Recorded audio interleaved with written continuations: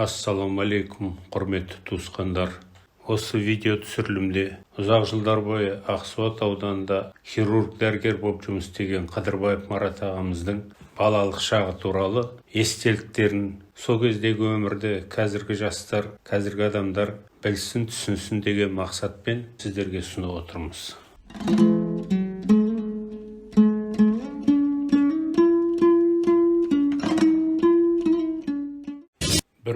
1948-49 жылдары біз Каганович колхозының ақ мектептен 7-8 шақырым жерде бір кішкентай ауылда тұрдық. Халықтың тұрмысы өте нашар болды. Кейбіреулер аяққа киетін киімі жоқ, аяқтарына шақай, көнтерінің әр жерінен тесіп, аяғына қайыспен байлап тартып киіп жүретін. Әкем түске дейін 1-3 класс, түстен кейін 2-4 класста оқытатын. Бір бөлмелі класс, балалар жан-жақтан жиналады. Бәрін қосқанда 20-30 бала мөлшері. Ақсуатқа 15-20 күнде әкем ыңғай барып тұрады. Онда Әсет әтем мен қарындасы Бәтіғұл Жамал тұратын. Сол жақтан керек жарағын әкеп тұрады. Әсіресе ең керегі керосин. Өйткені әкем керосин лампының жарығы мен күнделікті кешке паурочный жазатын. Қыста күн қысқа керосинді 18 литрлік сыртында қабы бар шыны бутыльмен әкеледі. Керосинді үнемдеп, кейде кешкі асты отқа сағдар жағып, соның жарығымен тамақ ішетұғынбыз.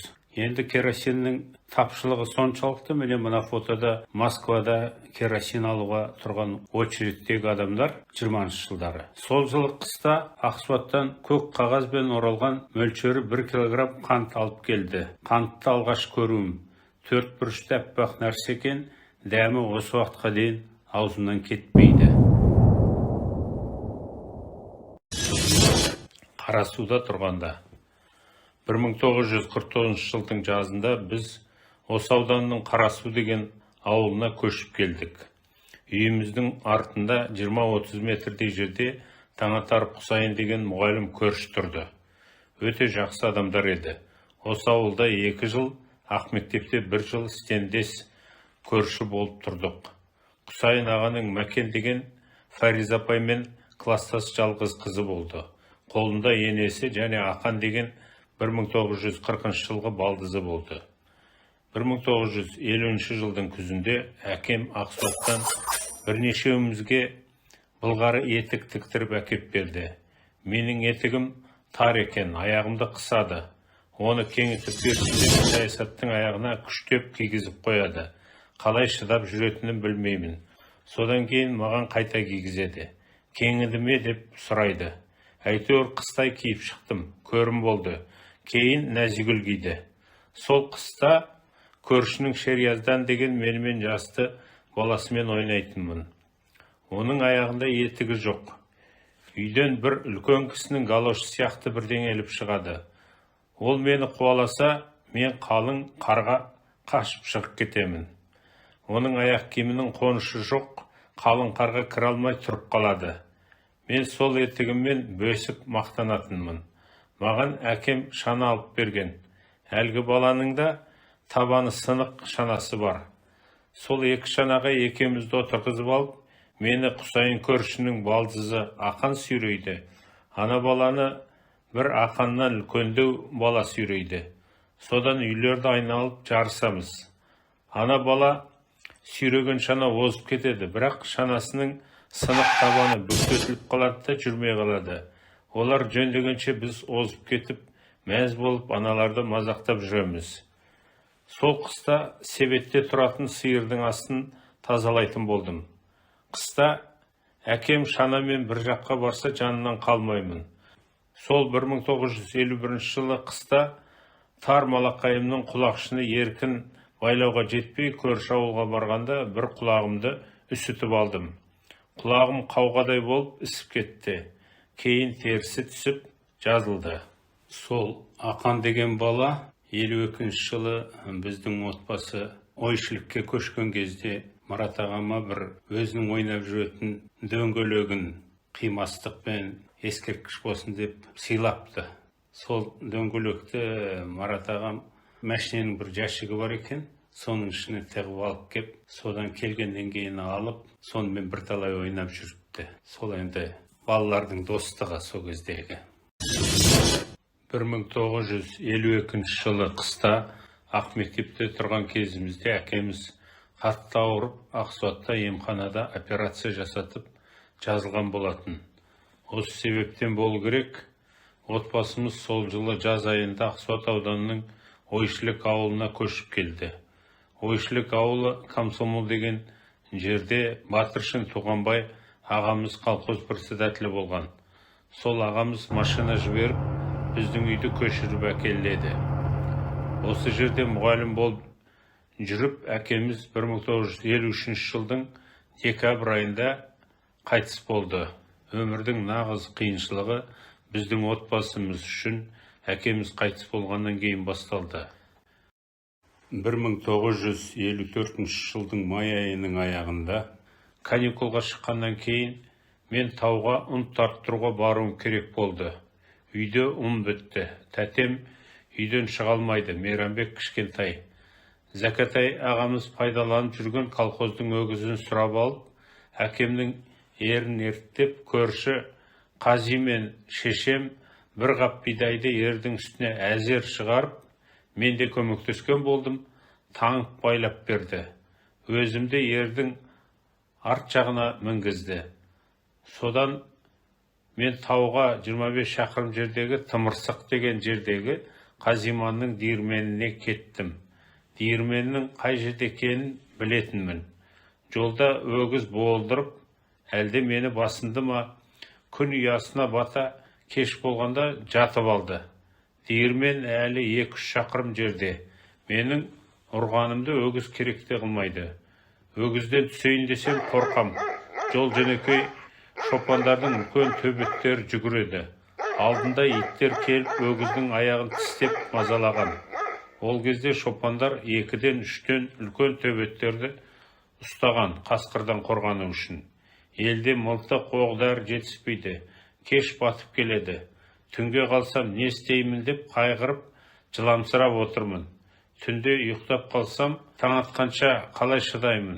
Күнде салқындау, майдың аяқ кезі. Бір кезде 1 шақырымдай көрініп тұрған шопанның үйінен бір атты кісі маған қарай келе жатты. Келді де қамшымен өгізі тартып жіберіп еді. Атып тұрып, жылдан басып жөнелді. Диірменге келіп, әлгі жігіт қапты түсіріп алды. Шамасы 15-16, әлде 20-лар шамасында ма жігіт. Кейін білдім, Ниязбек деген диірменшінің өгей баласы екен. Қаптардың бәрі далада, жаңбырдың астында теңкиіп шашылып жатыр. Склад деген жоқ екен. Шай беріп, нанға тойғыз. Ертеңіне өгізіңді өзеннің ар жағына арқандап келді. Үй иесі маған ұзын арқан берді. Теге бидайымды кезексіз тартып бермекші болған болу керек, әйтпесе қайта бер демей ме? Өгізді аяғынан байлап, арқанның бір басын, шидің басын бүгіп арқандап келдім. 1-3-4 сағаттан кейін өгізімді көріп келейін деп барсам, өгізім жоқ, арқанның бір басы шиге байлаулы тұр. Мен арқанды қазақша, қалмақша күрмеп байлауды жақсы меңгерген едім. Әкем үйреткен, өйткені көшкенде қазақтың тірлігіне ең керек нәрсе. Дұрыс байланбаса, ши жағы шешілу керек еді. Не ши жылынып кету керек еді. Аяқ жағы еш уақытта да шешілмейді. Өйткені өгіздің сирағынан қазықпауша, одан кейін қалмақша күрмеп байлаған едім. Сонымен ер-тоқымды тиеп, тағы бір кетіп бара жатқан арбамен, оның өзі Жырғалыға дейін, одан 2-ші арбамен Ойшылыққа жеттім. Өгіз қалай екені белгісіз, иесіне кетіп қапты, 1 айдан кейін табылды. Дөген жоқ. Ол кезде маған лайық қандай жұмыс бар екенін де білмеймін. Ақыл айтар кісі жоқ, жасым онда. 1954 жылы жаз Қарғыба жақта шөп шабады деп естимін. Соғыс кезінде бізден де кішкентай балалар өгізге мініп жұмыс істепті деп еститінмін. Бір күні полуприцеп тіркеген, бөрене тиеген Көккөз Жұмағалидың машинасы Қарғыбаға барады екен. сол бөрененің үстіне отырып алдым. Содан 55 километр тұратын жолға шықтық. Барақбайдың қырымен келе жатырмыз. Машина арықтан өткенде артқы жағы полуприцепке тиелген катынка сым темірмен буылған бөренелер қозғалады екен. Мен қолымды катынка кесіп кетпесін деп қозғап әр жерінен ұстап келем. Ұстамасаң машина ырғағанда құлап қаласың. Содан шөпшілер ауылына келдік. Ауыл арасында жүредім. Нәсілжан деген кластасымның Ержан деген бауыры жүр екен. Нәсілжан менен 2 жас үлкен. Ержан менімен жасты, бірақ кіші көрінеді. Нәсілжанның бойы мендей ғана. Кешке Ержан мен еріп, әкесі бригадир Нығметжандікіне келдім. Әке шешесі қайда жатасың деді. Мен үндемедім. Онда осы үйде жата бер деді. Сонымен Ержанның жанына бір көрпенің астында жаттық. Ертеңінде күн шыға оятты. Сонымен Волокошқа өгізге мініп жұмысқа шықтым. Жұмыс ауыр екен. Таң атқаннан күн батқанға дейін 15-16 сағат түсте өгізбен үйге шай ішуге келесің. Болды. Кешке қараңғыда жатар орынға бірақ келесің. Күн ыстық. Өгіз де жанып тұрады. Волокош деген 4 өгізді 2-2-ден парылап, Волокоштың 2 жағына троспен тіркеген шөмелелерді жиып сыпырып отырады. Маяға апаратын приспособление екен. 5 Волокош апарсаң, 1 мая шөп болады. Ол мөлшері 2-3 тонна шөп. Өгізге бұрын мініп көрмегем. Жылқы сияқты емес, дұрыс жүріп, емін еркін бағындыра алмайсың. Оның да қыр-сыры бар. Мойнағаштағы өгіздің мойнына түсетін күшті мүмкіндігінше регулировка жасау керек. Әйтпесе әлсіз өгіз шегініп дұрыс тарта алмай қалады. Сондықтан әлсіз өгізді кішкене ілгерілетіп айдайсың. Кешке дейін далада су жоқ, тілің жабысып, сілекейің қоюланып, түкіре алмай қаласың. Өгіздерді 2 бала айдаймыз. Артымызда түсіп қалған шөпті салып отыратын бір үлкен кісі, не бір үлкен әлді бала болады. Волокош шөп дұрыс қаппаса, Волокош шөптің үстіне шығып кетеді. Онда Волокоштың шөп үстіне шыққан жағындағы өгіздер қайта артқа айналып, шөпті қайтарып алады. Сөйтіп бір жетідей қиналып, әзер шыдап жұмыс істеп жүрдім. Өгізді дұрыс айдай алмайсың деп үлкендер мазақ қылады. Малшылардың балалары өгізді бізден жақсы жүргізеді, және олар өгіздердің қыр-сырын біледі ғой. Алдын ала таңдап алған, сен қалған өгізді аласың. Бір күні жұмыс соңында күн батуға таяп қалған, тарақта жұмыс істеп жүрген Эрнест деген мұғалім Бейсенбин Төлеуғұлдың менен 3-4 жас үлкен өгей баласы. Үйге қайтасың ба деді. Ол шөп алу үшін 1 айға жұмысқа келген екен. Өзі де түнде жалғыз жол жүруге қорқақтап тұрған болу керек. Жол 12 шақырымдай.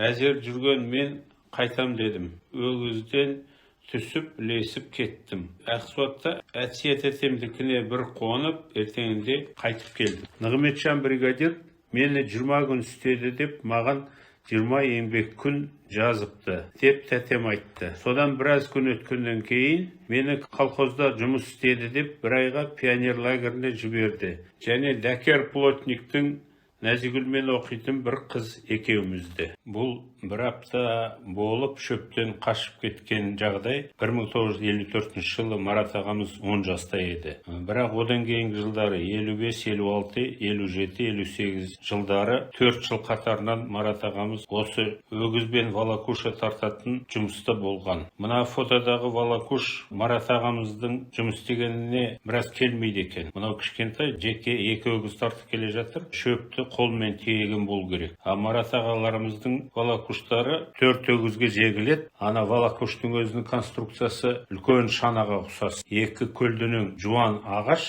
соның астынан лыжы сияқты жерттер қағылған. Сонда 2 өгіз тартып келе жатқанда, мына суреттегі 2 трактормен тартып бара жатқан волокуш сияқты олардікі де. 2 өгізден 2 жағынан тартады, ортада жиналып тұрған шөмелелерді астынан іліп жиып әкете береді волокуш. Менің ойымша астындағы сол жерт сияқты ағаштар лыжа сияқты ғой енді. Соның астынан полосовой металл қағылған болу керек. Бастары біраз қайқы, жерге кіріп кетпес үшін. Өйткені ағаш мұндай жұмысқа шыдамауы мүмкін. Сол жүріп отырады да ортадағы жиналған шөмелелерді сыпырып жиып отырады. Былтыр WhatsApp'та осы фотоны біреулер жіберіп еді, көп жігіттер ұқпай қойды. Біз сияқты үлкен адамдар немен екенін ұқпай қойды. Мынадайды бірінші рет көріп тұрмыз. Соны Марат ағама көрсетсем айтады, бұлар қойды көгендеп сауып жатыр ғой деп. Сол жаңағы жұмыс істеген жерлерінде әбетке келген кезде ең бірінші ешкілерді көгендейміз дейді. Әркім өзінің үйіне. Әйелдер, үлкен кісілер айтып отырады, мен бір 10 шақты ешкі көгендеймін. Содан кейін соның күн сауат. Сонда бригадаға колхоз 300 сауын ешкі беріп қойыпты. Осы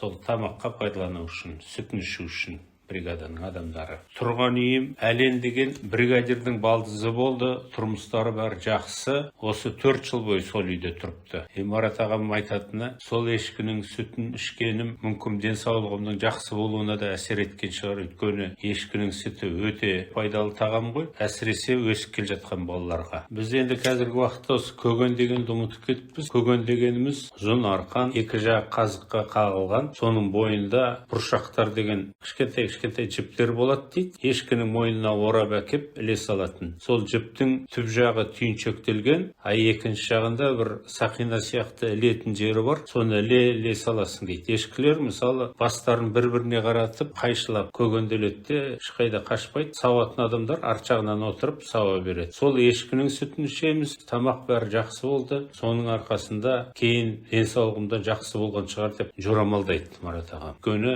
ол кезде енді жалпы тапшылық, қиыншылық кез ғой. Сонда сол жазда жүргенде жақсы тамақ ішіп, жақсы жұмыс істедік дейді. Осылай Марат ағамыз 55 жылдан 58 жылға дейін 4 жыл қатарынан жұмыста болды.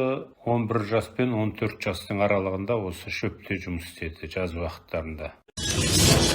1958 жылы каникулға шыққаннан кейін тәтем үй саламыз деп ауылдың төменгі жағынан кірпіш құя бастады. Bir күн бұрын қырман айдайтын жерге су жіберіп, жер жұмсағаннан кейін ертеңінде жерді қашап, біреулерден өгіз сұрап алып қырманды айдаймыз. Ертеңінде мен қол ташқымен лай тасып берем, тәтем мен Фарида апайым құяды. Күніне 200 кірпіштің лайын тасуға шамам келеді. Өзім лай салам, оны қол ташқымен сүйреп жеткізем. Жасым 14-те. Соңғы күні біреудің өгіз тәшкісі босай қалды. Сол күні 400 кірпіштің лайын жанталасып тасып беріппін. Қатты шаршадым. Соңғы тәшкіні басып тиеп едім, артқа қарай аунап батпақ төңкеріліп қалды. Қайтадан тиеуге шамам келген жоқ. Сол күні кешке мотоциклмен Тұғылдан нағашым келді. Бір жолда атып алған дуадағы бар екен. Ертеңінде нағашым қайтып кеткеннен кейін тәтем маған үй салмайтын болдық, Ақсуатқа көшеміз деді. Нағашым бұл жерде 10 жылдық мектеп жоқ, Маратты Ақсуатқа оқуға жіберсең қалай жан сақтайсыңдар депті. Мен бір байталымды Маратқа берем, соны сатып ақшасын жіберем. Кірпішіңді колхозға өткіз, қалғанын тағы көрерсің депті. Содан ертеңінде мен шөпке жұмысқа кетіп қалдым. Bir күні үйге келсем, тәтем Ақсуатқа көшеміз деп дайындалып отыр екен. Нағашым 1200 сом жіберіпті. 2000 кірпішті колхозға өткізіп 600 сом алыпты. Ақсуатқа бір автобазаның машинасын жалдап көшіп кетті. Мен түстен кейін бұзауды сиырдың құйрығына байлап, биемді мініп, итімді ертіп жолға шықтым. Ауылдың шетіне менен бір жас үлкен Уәсіл көршінің Амантай деген баласы сиырды жетелеп шығарып салды. Кешке қарай Құмкөлге жетіп, Оспанның шәмшісінің үйіне қонаға келдім. Әйелі сиырды сауып алып, байлап қойды. Мен биені далаға апарып, арқандап қойдым. Таңертең шайымды ішіп, биеме барсам, моряк жанында күзетіп жатыр екен. Содан жолға шықтым. 2-3 үйден өткеннен кейін бір үйдің алдында Туғанбай ағам тұр екен. Тегі сол осы ауылда қонақ болып қонып қалған сияқты. Аман саулықтан соң мән-жайды сұрады. Мен Ақсуатқа көшіп бара жатқанымды айттым. Жөн болған екен, жолың болсын деп шығарып салды. Түс мөлшерінде Ақсуатқа жетіп, үйді жылдам тауып алдым. Тәтем үй әсет етемдердің төмен жағында деп айтқанда үйіміз кішкене 2 бөлмелі екен. Ауыз үй, төр үй, кішкене кілет, коридор 4000 сомға алған екен. Жартылай қарыз болатын. Кейін сатқан кісі келіп жүрді. 2 жылда құтылды ғой деймін.